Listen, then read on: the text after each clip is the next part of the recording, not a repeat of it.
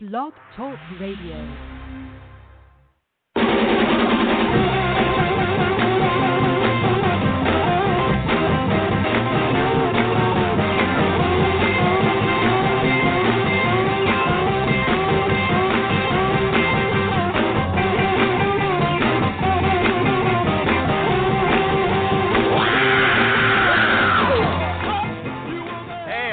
Recruiting Animal here on a beautiful June 26, 2019. You know, I did what Jerry does usually. I had something to eat like 2 minutes before the show started, and I had to go run get a drink of water so my throat wouldn't be sticking to itself. Anyway, I still have something to say, and I'm able to say it now.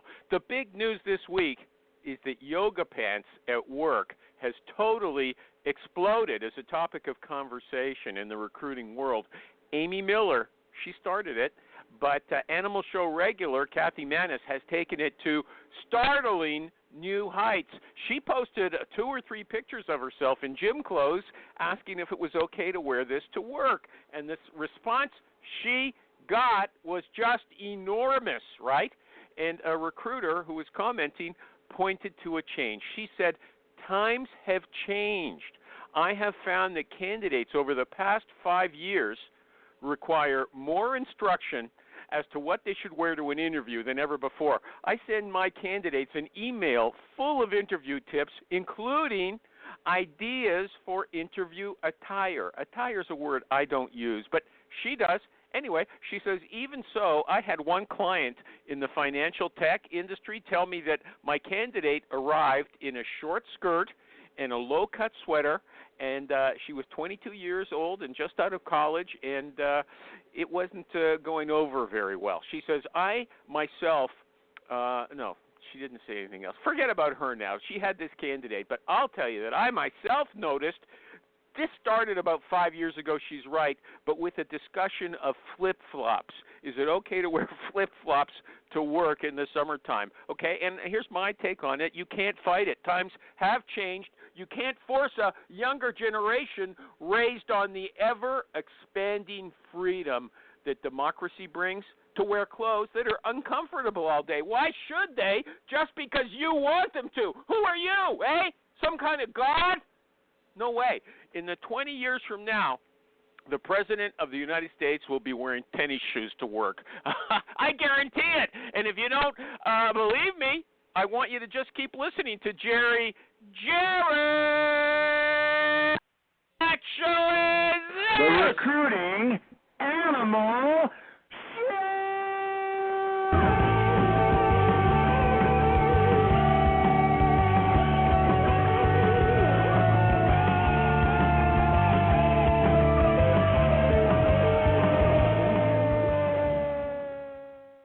Thank you, Jerry. Fantastic. What a sound. It's so inspiring, for not just for me, for everybody. Jerry? He must have gone to get something to eat. I was talking to him a few minutes ago. Anyway, I also like to thank... Okay, well, you could say acknowledge my compliment. I didn't hear you say a word, okay? Okay. Oh, really? Anyway, I'd like to thank my sponsors, PC Recruiter, the Swiss Army knife of recruiting software, Hire Tool, HIRETUAL, the super-duper sourcing tool, and Honeit, HONEIT, the phone interview technology. Our guest today is actually one of the sponsors, Nin Tran from Hire Tool. Oh! Yeah, it looks like Nin decided to come just after 12. He's a very busy man. Yeah. He cut it as close as he could. Area 619, is that you, Nin Tran? Who's area code 619? Gosh. It's me. They're Cathy. not even answering. Who is it, Cathy? Yeah. Okay, well, can you talk a little louder so we can hear you? It's Cathy. Okay, so Can you hear Nin me now? hasn't shown. Yeah, How I can hear many you good times now. do you have to tell Cathy to not be on a speakerphone from across the room? I I'm understand not. your I frustration. am not. I'm talking into the phone. You Okay, weren't a Cathy. minute ago. Okay, well, let me True. toss out. Nin Tran is not here yet, okay? Great. We get to disparage him and publicly ridicule him. Yeah, we We're not can. gonna I do love that. Nin. That's standard operating procedure. I Okay. love Nin. He's nice. Yeah, that's great. Okay, but let's us talk about some things that the questions I was going to ask Nin since he's not here. Okay, what do you see in the recruiting world right now that you don't like? Anything? Who are you asking? Anybody? Cathy, you want to answer? Cathy, go ahead. I'm saying what I don't like are, it seems like the newer sources and recruiters who are coming on board want to look for shortcuts and don't want to really connect with the client. Got an example? Or the candidate. Got an example? We've heard it many times. Do you have one example at least? I don't, because I haven't been working. But Okay, what's wrong with a shortcut? Jerry, do you have anything to say about that? What's wrong with a shortcut? Nothing wrong with a shortcut. I'm looking for them all day and every day. Yeah, but okay. Jerry, don't you want to talk to your candidate, and don't Not you if I want don't to have talk? to. Yeah, You not don't if I want to don't talk. have to. I'm Why? surprised. I'm surprised that because you seem so hands-on. Oh, I am. What do you mean? You mean you? Yeah. Area Come code on, 210. Cathy. Is that Michael J. Cox? Michael G. Cox? Yeah. But, I'm trying to understand what you mean by I seem so hands-on. What do you mean by that, Cathy? You seem to be very, I mean, in a good way, very good with digging in deep with the client and the candidate. And I would assume you would but it doesn't do have it. to all be on the phone. Sometimes So you don't do it all on the phone. I thought you did for some reason. My mistake. I did in 1988. Okay. My mistake. 1992. My mistake. I gave it hell throughout the whole 2000s. It's 2019. Well, there's Cathy. There's always been recruiters who get the resume, don't interview the candidate, and fire it out. Okay, that's always been going on. I would That's never been going do that. on since forever. Yeah. Okay, so I mean, can you blame it on young people? I don't think so. Okay. No. Michael G. Cox is area code 2210. Is that Michael G. Cox? Yes. No, who is it? Speak up. Yeah, it's me. Who? It's Nin? It's you? Can you talk louder? Can you talk louder? Sorry. Michael G. Cox, is there anything you see in the recruiting world that you don't like today that's going on? Wow. Where to begin? You tell me. I would say no. Well, the lack of understanding the importance of timely feedback is a major issue from recruiters and also hiring managers. They take too long. Okay, but is that something new? I see more complaints about it than ever, I have to say. Is it something new? Is it a trend? Can you talk louder? I'm trying to. No, I don't think it's new, but it's certainly more important now. Why? Because the market for the type of individuals that we're trying to hire is much tighter. Okay. There isn't, 4% or 5% unemployment rate. It's 0 for the type of individuals that our clients internal and so these want. dopes, these stupid hiring managers, they think they can take their time and see as many people as they want. They don't understand they have to move fast. Why are they so stupid? Do you have any insight? I don't think they're stupid, but I know you can't say that, but I can. Go ahead. Okay. Why are they doing you it? Can say, I just feel that there is a part of that would be like there's a fear of missing out on that next person that they might be speaking with. So they tend to drag their feet when they think they've got one that they're very interested in hiring, and there might be another one out there. They want to put somebody on hold, and I think that it could be a result of video gaming. Video games, they train people to have these. They can't. It's like an addiction. They can't give up. And these guys, they want to see more. They don't want to pull the trigger ever. Okay. Anybody else want to comment on that? We don't know what's anything. We just know what's happening. And Michael G. Cox, what do you do? Just sit down with your guys and explain to them 100 times, or do they get it when you tell them? No, I don't think they get it. They get annoyed when I keep following up with them and either demanding feedback and then making assumptions based on that feedback. Okay, so you're not interested in moving forward with this guy today, correct? And they're like, no, just hold on to him. And I'm telling them that's not going to work. So, yeah, they're just difficult recruiter conversations to have. Okay, and you can't go above these guys' heads and report them to somebody? Hi, this is Stacey Harris. And this is Terry Zipper, and we're the host of the two podcasts under the HR Huddle.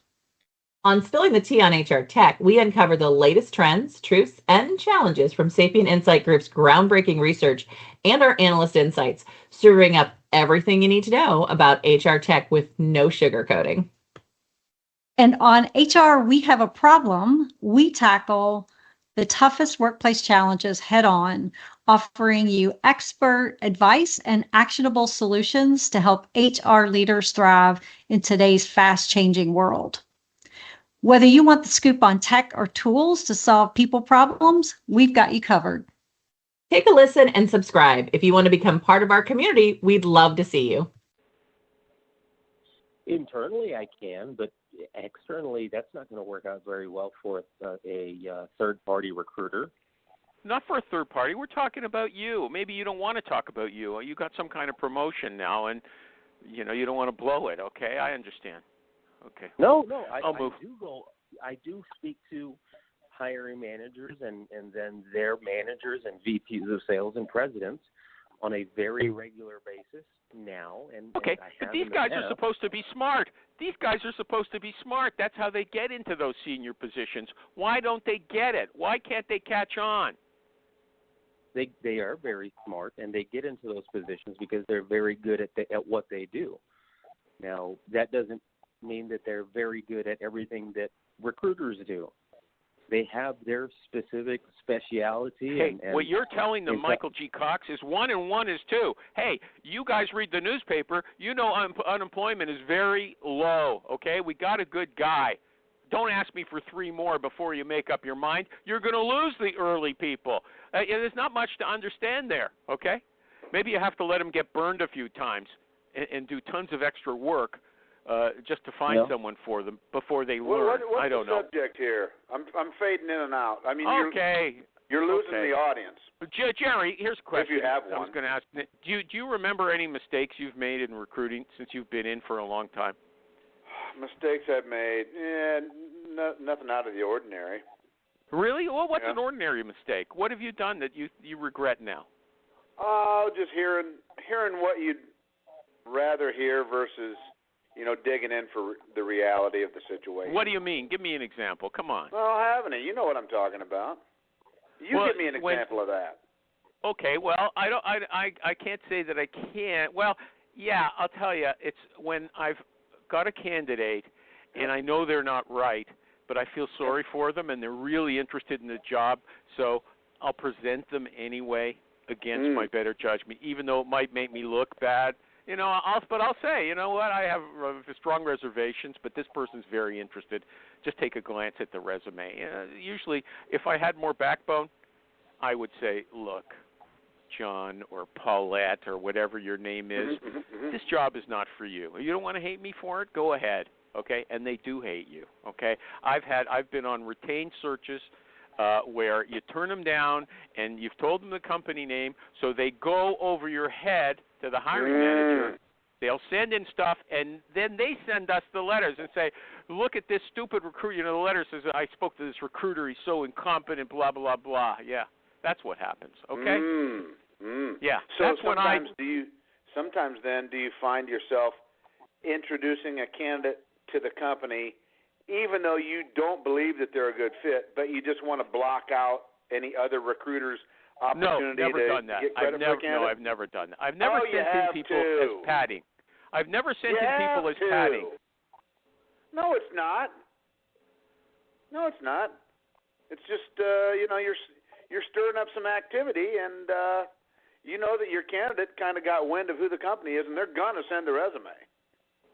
And maybe sometimes a company might look at a candidate a little more broadly if there's no fee or no agency, and they can put some of that fee money into training. What do you do then? Yeah, what do you do? You're telling me you've never had that situation? I've never done it, no. And I'll tell you what else I haven't done. With the situation I was talking about with Michael G. Cox, when, you've got a great candidate. Yeah, I like him, but send me 2 more, okay? So some people say send in 2 people who, don't break your neck looking for really good people. Just send in 2 people to show him that the person he's got is good. He'll feel satisfied, or she'll be satisfied that she's seen, I can see that. due I have no problem. Have you done it? I probably have, man. I've been at this a long time, dude. I've done just about everything that you can do in this business. Michael G. Cox, is that legit? Michael G. Cox, is that legitimate? Yes, it's legitimate. Sending in some cannon fodder? I've seen that happen. I've probably done it. It's just, it's even sending 2 candidates that are not as highly qualified as that first one, or that one that you want them to hire. It that also wastes a lot of time, mine and theirs. But it works. That works also. Cathy, Mannis? The weird thing is when they hire one of those second candidates. There's Cathy really? again. Speakerphone. She's 2 rooms down the hall. He's on Michael G. Cox. Michael G. Cox is on some crappy phone today, okay? But I want to hear what he has to say. Cathy Mannis, Cathy, are you still there? Cathy? I'm here, but I sort of zoned out. Okay, I'll let you. This show's going nowhere, dude. You ought to just shut it down. Yeah, why? We know. Why? Maybe you don't like my questions, but Cathy, did you hear the intro was about you? Did you hear the intro? I didn't hear the beginning. But okay, well that was about I had no idea that it was gonna. I almost took the post down because I thought don't people do that. are just go.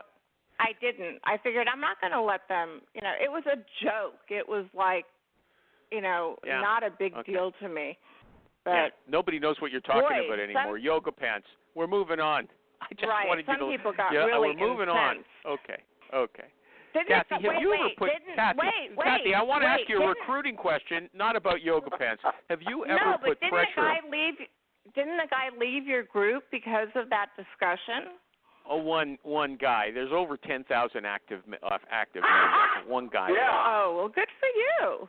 Good for you, animal. Yeah. Okay. Good for you. Okay. What's the question? Yeah. Thank you. Okay. Have you ever put pressure on a candidate to close him or her? They're iffy, they don't know, and you somehow say you've got to make a decision now, and I think this is a job that you should accept. Have you ever done that? I have, but I don't think I have not been successful if I hear from the candidate, I've got to talk to my wife, I'll call you on Monday. I know that's a no. I mean, I don't think you can. You want to make a change for that candidate. You want to make her life better. And if you have to pressure them, then it's not a good close. Okay, but have you pressured them? Have you said, look, I think you should take this. You're making a big mistake if you don't. Yes, I have. Who hasn't, animal? I would never do that. How do I know? I never worked in a niche, okay? So I can't say that I know everything that's going on in the whole market. Jerry, but you have customer is paying you to get that person on board. Sometimes you got to be a little scrappy about it. That's what they're paying you to do. Right? They don't want to do it. Okay, but Jerry, if you're especially in your case where you're placing contract people, if the person comes aboard, I do just as much direct placement. You always want to slight my experience as if it's some. No, I want you slighting it. Don't be so paranoid. Place direct hires. I know what I'm talking about. Okay, but here's my point. Wait, why don't you hear me out first before you start complaining? The point is, always saying that. Well, you just do IT contractors of old people. Yeah, hold on. It's easier for a contractor to leave. Okay, it's not like I'm not talking about contractors. Okay, well, I understand for anybody, the context, and I've answered accordingly. If you twist someone's arm to take the job, and then they don't feel 100% certain when they go in, and then another recruiter calls them, they're more likely to leave. Wouldn't you say that's true? I'm not worried about it because it hasn't happened to me. 30 years. Okay. I've got a history of it doesn't happen. Things So never happen. it's theoretical crap and shove it. Okay. Jerry, Okay. can you be more specific? Yeah. No, I mean, animals. Sometimes I think that your perspective is that of a man who's really only ever made 2 or 3 placements a year. No. Seriously, Yeah. no, Okay. seriously. Uh-huh. It blows There my are mind. there are all levels of people listening to this show. And so I think what he does, it touches all of those levels, and that's important. Okay, here's a He's related touching question. the bottom level of experience. no. I'll take halfway up all the way to the top. This is what Jerry's doing. I'll cover people who actually send invoices. Jerry, are you on a speakerphone? Sounds like You it. are, Jerry. No. You are. Okay, there we go. Yeah, okay. Look, Jerry, okay, what you're talking about is the kind of recruiter who is a used car salesperson. No, I'm not. Okay? You asked, yes, have you are. I ever? Now, if you would have asked, is it your standard policy and procedure to always hammer an offer home regardless of concerns of the candidate? I'd say, of course not. How ridiculous. You said, have I ever? So stop getting people to answer the have you ever in your 30 years questions and then turning it into that's how you always do it. I'm sick of it. Okay. The jig is up, and I've finally made a stand. This show is no longer going to be that kind of a format. No trick bag bullshit. Okay. Wow. Look, I read an article by a woman recruiter, and essentially it's how to avoid selling. She says, I refuse to be a recruiter who I don't know her, okay? I won't mention her name because she might not like it. She says, I refuse wrote to something publicly. Yeah. Yeah, who? Okay, but I might be misquoting her, okay? I've just got my notes here. Now we're getting there. Now we're getting there. Go ahead, misquoter. You know what? I'm not mentioning her name, so I have no obligation to use her exact words, okay? But she says, I refuse to essentially. I see this how is what she shaping says. up. Somebody said She says, something, but I'm not going to mention them, so I'll just make it be whatever I want it to be. Yeah, Do why my not? best. I could. Yeah, I'll just use go what ahead. she said as inspiration, okay? Okay. Okay. Here it is, if you let me get it out. She says, I refuse to be a recruiter who comes across like a salesperson. I want to be an impartial career consultant. She didn't use those terms, impartial career consultant, but essentially that's what she was trying to say, okay? Yeah, I agree with so that. I agree with that. It doesn't sound like it from what you just said. You are a salesperson, okay? No, dude, if you don't have the what do I want to say? Candidate-centric. You're saying you're candidate-centric. And verbal repertoire to not sound like a salesman, then get out of this business. We are in sales. The key to successful sales is to never be thought of as having sold anybody anything. Jeez. But I you see why are I'm kicking your ass. It's apparent. You are kicking. You're a better salesperson. It's apparent. But I don't have any You're good. scared of everything that this profession is. It embarrasses you. You hide from it. We're in sales, dude. Companies pay us to bring people on board. Okay, let me ask you a question. How do you sell something without seeming like a salesperson? Dude, you'd have to sit here and watch me day after day because I do it, and I'm good. You can't articulate it. Michael G. Cox, are you with him? Michael G. Dude, Cox. you can't articulate it because it's a methodology. It's a style. It's an approach. Hold it's on. an understanding beyond just a few word tracks. If you're looking for some word tracks, then you're on the wrong call. Okay, hold on a second. A few minutes ago, I gave Cathy a clear example. Hey, this is a great job for you. You got to take this job. Come on, let's pull the trigger on this. That? What? Gosh, who would ever say that? You have to take Lots this of job. people. Lots of people. Am I wrong? Cathy, come to my defense. Now's your chance. Now I need a defender. Well, I think you are wrong. I mean, you don't go about it that way. You don't say you have to take it. No, that's Cathy. You are not listening. Jerry said no one would ever say that, and that's absolutely untrue. Oh, there might be a never few say recruiters that. that don't know what they're doing that say that. Sure. I wouldn't say that either. Yeah. I mean, that's recruiting 101. Yeah, but Michael G. Cox, are you with me on this, that there are recruiters who talk like that? Yes, there are recruiters who talk like that. That wasn't your question. Right. There are recruiters who act like that, and You're I being think slippery, animal. Yeah, I mean, I don't like that. That gives us a bad name. Okay, But Michael G. no, Cox. No, Michael G. Cox. He's got to.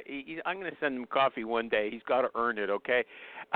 Is recruiter a salesperson? Is a recruiter a salesperson, Michael G. Cox? I don't think so. It's more consultative. If I say yes, then you're going to say that you sell at every turn. And if, for example, if somebody didn't want to take the job, my response would be, well, these are the reasons you said you're looking. These are the things that you said you were looking for. Sounds like this position has those things and alleviates these things. Help me to understand why you're not wanting to move forward today. Exactly. That's how you phrase it. But is that sales? Sounds like sales to me. Jerry, is that sales? That's what we're supposed to do, man. Yeah, it sounds like sales to me. Here's what you're overlooking, animal, is changing jobs. And I'm not talking about people who are unemployed that we get a job. That's a whole other deal. But changing jobs is probably the most stressful and traumatic thing that people decide to go do. I mean, it's right up in there with losing a loved one in your family or divorce. Oh, really? It's huge. So as you go through that process, there's going to be times where it's human nature to just kind of, retreat to the familiar just a little bit. And we, with our vast experience, need to help them through that. I would never, ever convince somebody to take a job that's a bad move. And I think that's what you think that selling is, convincing somebody to do something or buy a product or service that is not for them. Or in their best interest. That's just ripping people off. Maybe you assume that sales is cheating people. Is that what you think? Sales is convincing somebody to do something that's not in their best interest? Well, salespeople generally, and this is off a different topic, but I want to come back to this.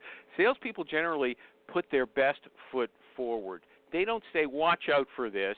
They say, this is why this is good, and this is why you should make this purchase or move on this. They don't tell you the negatives, okay? So sales is lying to a certain extent quite often.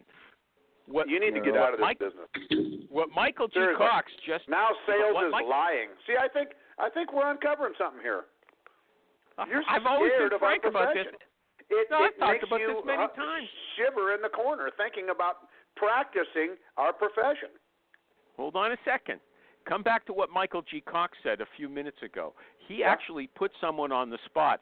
There's many people who would feel awkward when they know the recruiter wants them to take a position and they're grilling them essentially, even if it's in a nice, soft voice, okay? Well, geez, you said you wanted this and this job has this. Well, where are we missing out, right? That's putting someone on the spot. Michael G. Cox, are you denying that? No, dude, that's exactly what we do. Wow. Okay. But Michael G. Cox, isn't that this sales? This is really starting to kind of... This is opening a broader can of worms here, Animal. Yeah. I don't think so. I don't know if you're qualified to lead this show any longer. I really don't. I'm losing faith in the captain of this ship. Yeah, okay.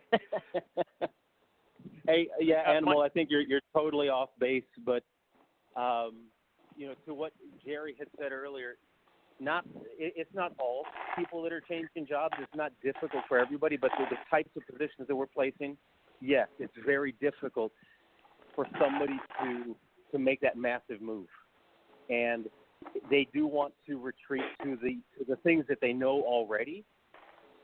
And so you don't have to convince, because if I have to convince somebody, that's probably not going to be a really good placement. But if I just walk them through the process, and it doesn't have to be high pressure, it's going to be a lot easier for that person to understand what they're leaving behind and what they're going to. It sounds like convincing also, Animal, to me. In this economy, the Trump economy, it is so good for candidates that our product is no longer the one offer they might get. It's 1 out of 3 or 5 offers or opportunities that they're looking at concurrently. You better have the skill set to help shine the light on your offer, or else you're going to lose more times than not. If you're just out here saying, "Well, here's our offer, fingers crossed, call me if it's something you might want to talk about," good luck. Okay. Well, hold on a second. Time if to you're bail. being wait a second. If you're being like that woman said, an impartial career consultant, wouldn't you preface your remarks? And I'm using Michael G. Cox's example. Wouldn't you say, look, you know your other offers, okay? You know what else is out there that you're talking to other recruiters, but I want you to hear, and you have the right to make a decision. So you tell them, you put the power in their court. Then you say, I'm going to tell you the virtues of this one compared to what you said you were looking for. That makes it a little different. That makes it a little different than just saying. That sounds to me like you're trying to get the guy to accept your offer. That's sales, Animal. How dare you? Hold on a second. You're giving them more power to say no. You're making them more comfortable saying no. I don't even know what you're talking about of this ambiguous, theoretical power closer, used car salesman. What are they saying? Take this Michael job G. or I'm going Cox. to kill your family. I don't understand Kathy, it. Before we go on, Cathy, am I leaving you out? Kathy, do you want to say anything? Because she goes to Facebook and announces there that I talk over her. I don't let her talk. I'm a terrible male chauvinist. I never said that. I never said those words. You just always gloss over me. You gloss over me and go, Some things don't need to be stated. Yeah. So I don't know. I don't have anything. I'm curious, Animal, if you do the type of closing that you're talking about. Do you push your candidates I'm not to a good say yes? closer, and I often work with other larger teams where I do the sourcing and candidate development and pass the final. Like for instance, you hide behind the power closer. Mm-hmm. Sometimes, all the while jabbing usually at the approach. Oh, even worse. Okay. Well, I got to tell you something. I know you said this is a crappy show, but I think it's a great topic we're talking about. Yeah. We're talking with people. We're going into it way it's pretty deeper. obvious why. Way deeper than we usually do. But here's the thing. See, if you're a career consultant, you tell the person you're not pressuring them. I don't want you to take any. I don't want you to make a decision you're not happy with. You tell them that. And then you go ahead and pressure them. Nice. I'm not going to clobber you over the head and then clobber them over the head. Yeah. No, but you don't clobber them over the head. Michael G. Cox wasn't clobbering the guy, but if he didn't give the framework in which he's speaking, it does come across like you're hurting my feelings. I'm going to feel really bad if you don't do what I want because this is what makes sense. That didn't. I didn't never say anything like he that. He didn't even. Yeah. You're going. Yeah, dramatic, very dramatic, Animal. I am dramatic. I'm expressing what's going on in the candidate's mind. Nobody likes to say you're no. Out of touch, man. But what Michael G. Cox said. He didn't go down that road. What did he say, Cathy? He said the candidate said no. I don't think I'm interested. And right away he said, well, let's take a look at what you said before, okay? First of all, he never said, no, I'm not interested. Yeah, the candidate never said that. Michael G. Cox, you're let's go back to adding you. Things. Yep. I don't like what you're doing, man. If the candidate says no, didn't you say that, No, Michael he G. didn't Cox? say that.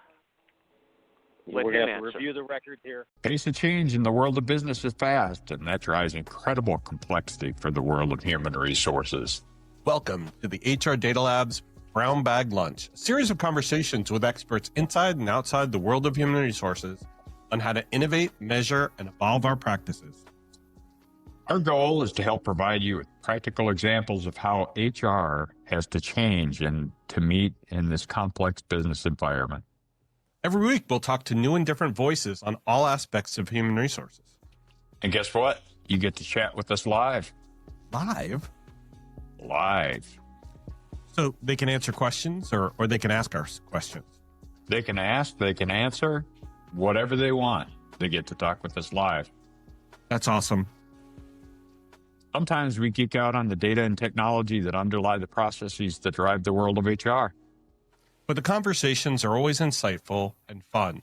So please enjoy the HR Data Labs Brown Bag Lunch. Yep. Michael G. Cox, didn't you say if the candidate says no? Yes, I heard you clearly say that. And then I say, what about what you said before, essentially? Michael G. Cox, you want to answer or do I have to move on? No, I can answer. If somebody goes through the entire interview process, a candidate that is highly qualified, and then starts to get cold feet, I'm not going to sharp angle close the guy and use high pressure tactics because I'm going to lose that candidate 1 month in, or he's going to freak out, or he's not going to have a very good experience, and it's just not going to go well. But if I just simply say, look, we spoke about the factors that were pushing you out, that were causing you to be, looking for a job. You took my call. We discussed why you were open to taking my call. These are the reasons that I got down. Don't those still exist? And then you mentioned these were the things that you were lacking, or these are the things that you were looking for. Would you agree that this new job has those things? Now, what has changed? Can I interject here? I don't like what's happened here with this show. Okay, we were having a discussion about how to address and talk to a candidate who's struggling with a decision. Maybe can't make a decision, needs to think about something over the weekend. After we all shared our unanimous consensus, you then came back, Animal, and said, no, the candidate said no to the offer. So now are we talking about how to talk with a candidate that is declining an offer? Because that's a whole different set of conversations versus a candidate who has a couple different ongoing interviews and they're just not sure right now. Okay, well, Jerry, what about this? When the candidate says, you know what, I've got something else that I think I like better, what are you going to do then? All right, man, good luck. Or you're not going to say, you're not going to try to compare? No. You're not going to say, what are they offering? How's it different? You drop these scenarios in a vacuum. I've been talking to the candidate.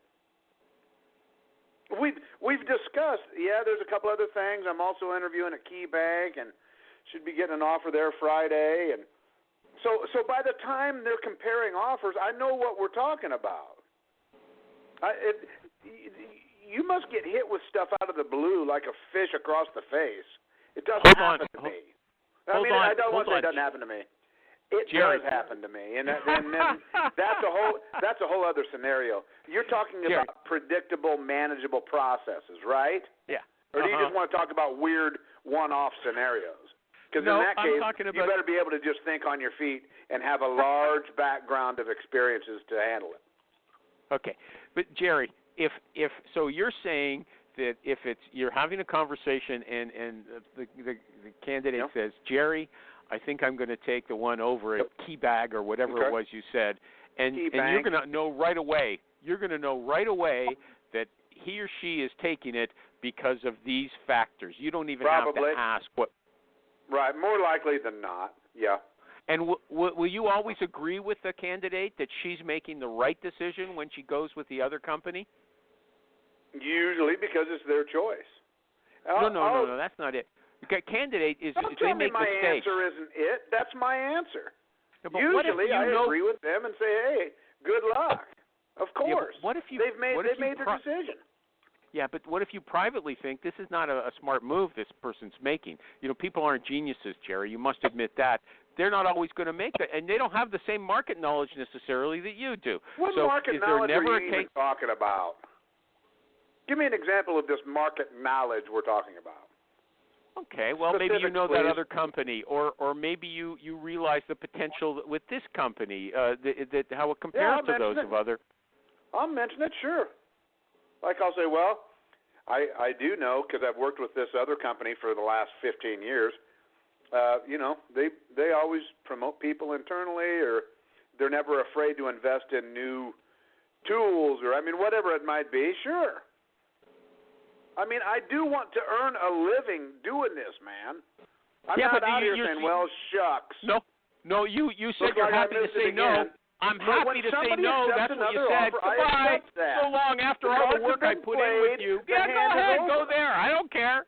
See if I care. That's what you said. Kiss off, pal. Yeah, go ahead. I'm not going to put up a fight. You say, I'm not going to put up a fight. That's what you said, essentially. Go ahead. Yeah. Probably not. If you're in this business and you are not having candidates accept other offers from time to time, you're either not doing any business.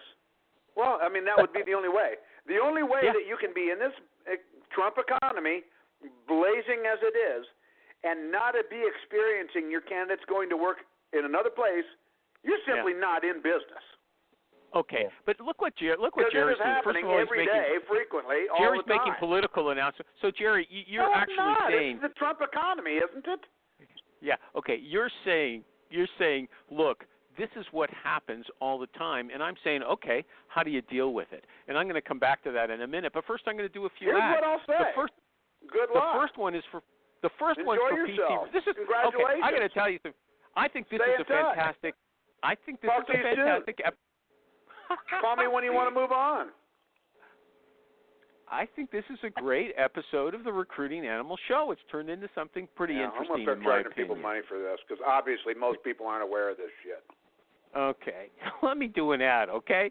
I saw a recruiter named Nick Mazur, M-A-Z-U-R, right, on Facebook, and he said, we use PC Recruiter, and we love it. We love it. I have demoed a ton of systems, and PC Recruiter has the most robust set of features. Other products do one or two things better, I'll admit it, but overall, I think PC Recruiter has the most features. We do multiple industries, and we work with 4 different kinds of searches, and trust me, PC Recruiter is very versatile. This is a guy who is in the trenches for years. That's his endorsement, okay? So please, take it seriously and check it out at pcrecruiter.net. Now I'm going to do an ad for our good friend. You're doing another ad? We're 40 minutes into the show. I got to get the ad. Halftime at the Super Bowl. Okay, sorry. If you let me get it done, it'll be done. I just wanted to say I'm sorry. I'm obviously coming from a world of daily experience and trying to align that with your world of theory and heard about it from somebody else. It just they're going to clash. Jerry, you know what? And I'm sorry. You don't recognize what you said from one minute to the other. You said this every day. That's the thing with these theoretical scenarios. You keep after the fact changing the scenario. No, I don't. Do that, man. No, I'm saying the guy told you to screw off and burn into hell, and he's never going to work at your company, no matter what. I go, okay, well, in that case, I have a different answer. Seriously. You said, it's too bad I can't do an instant replay. You said, look, if you're in this Trump economy, there's people turning you down all the time. I said, okay, so what do you do when that happens? And then you say, you're making stuff up. You're crazy. Again, you're even making this up. That's a complete refabrication. Yeah, I feel like I'm Alice. Switching the switch out. I can't keep up. I feel like I'm Alice. I've gone down the rabbit hole, okay? And the first person I'm going to meet is Jerry. Yeah, for sure. Okay. So can I ask you, Animal, have you had any turndowns this year? Turndowns? What's that? I got to tell you what I got to do an ad, Jerry. Please, just let me get it done. Okay? HONEIT, Honeit.com is phone interview technology. It records your interviews and turns the key questions and answers into separate audio clips. And you know why? Because that helps hiring managers hear the motivation, the you're making me laugh, the personality and the enthusiasm. You heard Jerry. That's what a recruiter sounds like, but they're not all good like him, okay? Some of them are boring, okay? But you don't have to worry about that. If you've got Honeit, you can share the story with a hiring manager in the candidate's own voice. It delivers a ton of info you can't get from a resume, okay, or some kind of dry report. It turns it all into a transcript that's searchable for keywords anyway, okay? And so go check it out, please, at HONEIT.com. Yeah, I still got to do Hire Tool, but I'll do that after. Hire Tool is now. Do it. No, I'm going to come back to it. I don't want to lose it. So, I'm sorry I had to do these ads. I'm sorry because I just felt we were into something that was really good, and I like discussing it. Okay, but I'll leave it. What about you, Cathy? You still with us? Yoga Pants Girl? Kathy? Have you gone to the beach already? No, I'm here. Okay, I want Cathy, to follow up on Jerry's question. Have you had any people turn down? Have you had any people turn down offers? Any of your candidates? The answer is no. The answer is no. He answered that with, what's a turn down? Yeah. Right. So then the reality is you are not currently in the recruiting business. Okay. Well, actually, it's No, actually, seriously. That's There's no way to be in recruiting right now and not have a turn down. Hold on. Well, turn down. Am I right, Michael J. Cox? Hold on. Wait a I've second. had more turn downs in the past 12 months than ever. Nuts. Okay. Yeah, it's crazy. Yeah. A turn down, but Jerry, a turn down, but not because somebody else is coming with a similar position. Okay. Turn down. They just didn't want to. You're dealing with candidates that aren't even marketable. Wow. Well, I'd like to get into that niche. Okay, That'd be awesome. fine. Okay, let me come to Cathy. Cathy wanted to say something else. Did you have? No, I she asked didn't. a question. No. Okay. No, I didn't. Cathy, negative feedback. What do you do when you receive negative feedback on the performance of your candidate during the first 3 months that he or she is there? Okay. Do you contact the candidate? What do you do? I've never had that happen because once the candidate leaves, it's out of, I don't hear anything about it. I keep up with the candidate, but I've never been contacted by a client saying that they're not performing. So your boss has never been contacted either and come back to you and say, Cathy, this schmo you recruited is a loser. No. Anybody else? Jerry, have you had to handle that? Michael G. Cox? Not that I can recall. Oh, Jerry, you've never. The first 90 days is really hard to evaluate professional level people. That might happen like in temporary labor or something, or like with somebody that's supposed to be running a machine all day and like they simply don't turn it on or something. Let's extend it to the first to run year. The machine, I guess. I don't know. Yeah, let's extend it to the first year. No, it doesn't happen to me. Let's extend it to the first year, okay?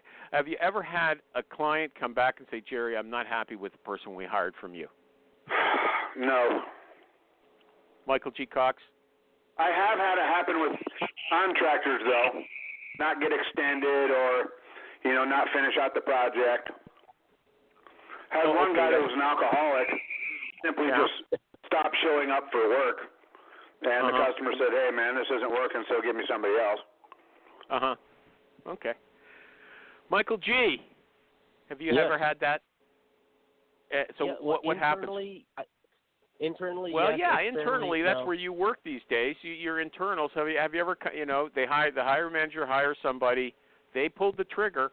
Okay. Do they ever come back to you and say, "I'm not happy with this person"? Yeah, absolutely.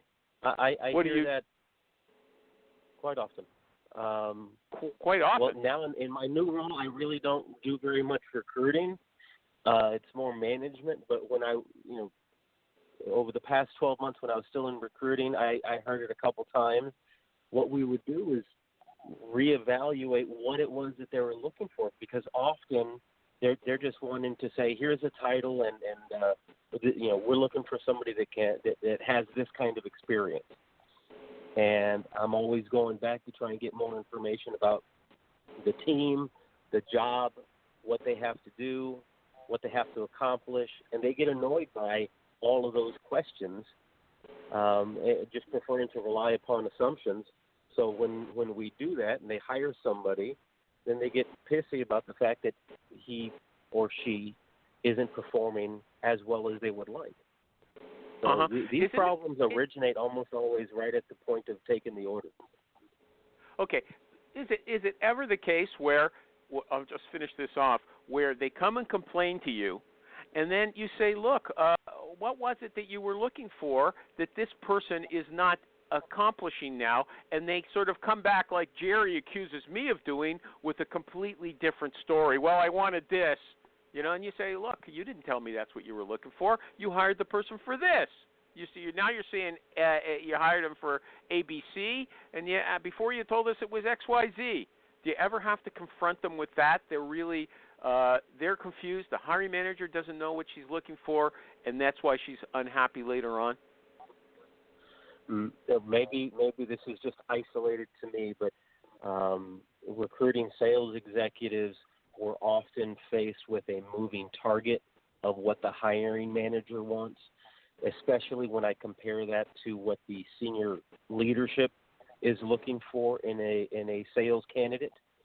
And those things don't often, I would say quite frequently, they are not in line.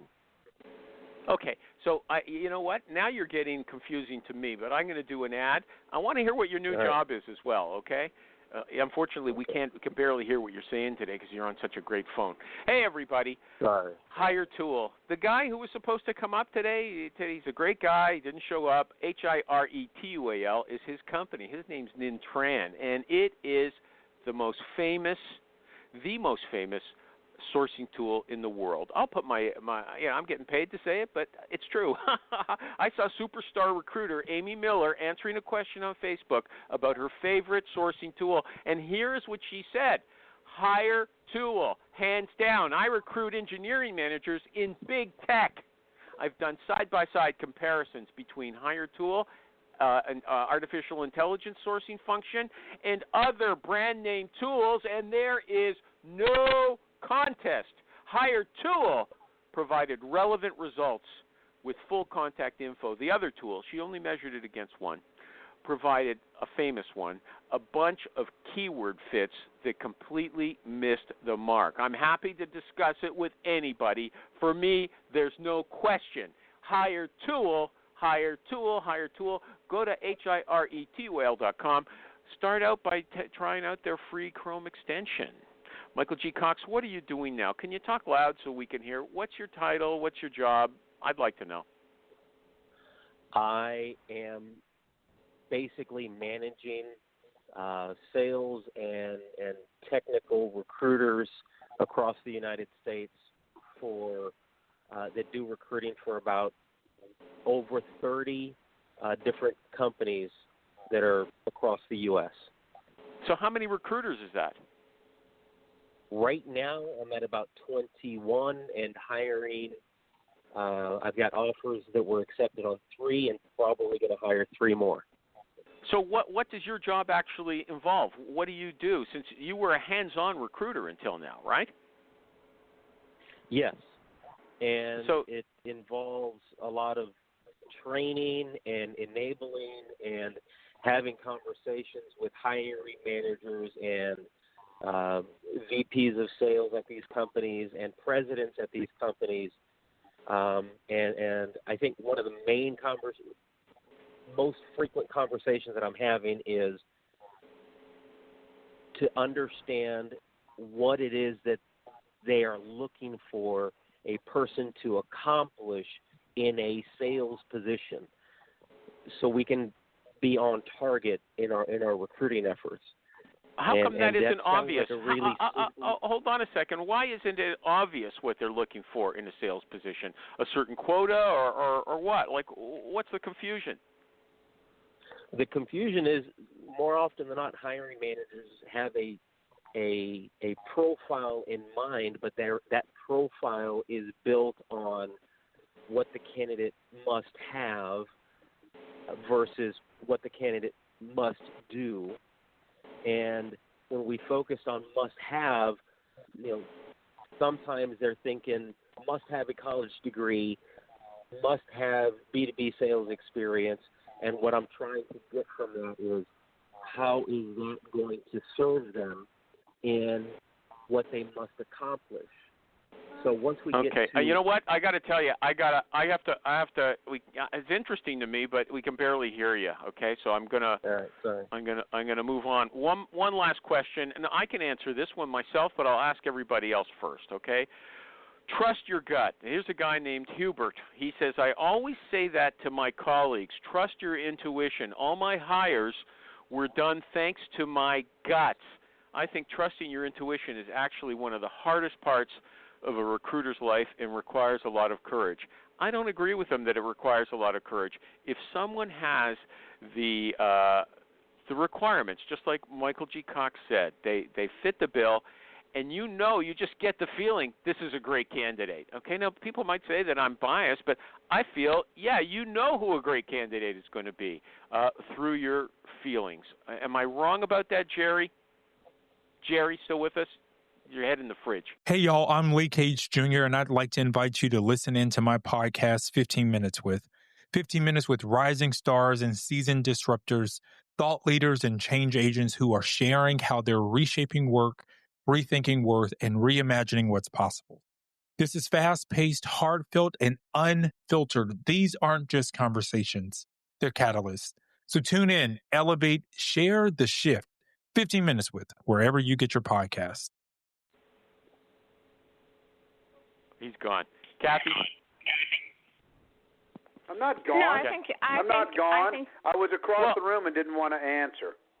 Well, why don't you answer, okay? And then I'm answering now. I always trust my gut. Always. Who doesn't? Okay. You can usually tell within the first. It's the right thing to do. It takes courage to disregard what your instinct and experience is telling you. It takes stupidity, actually.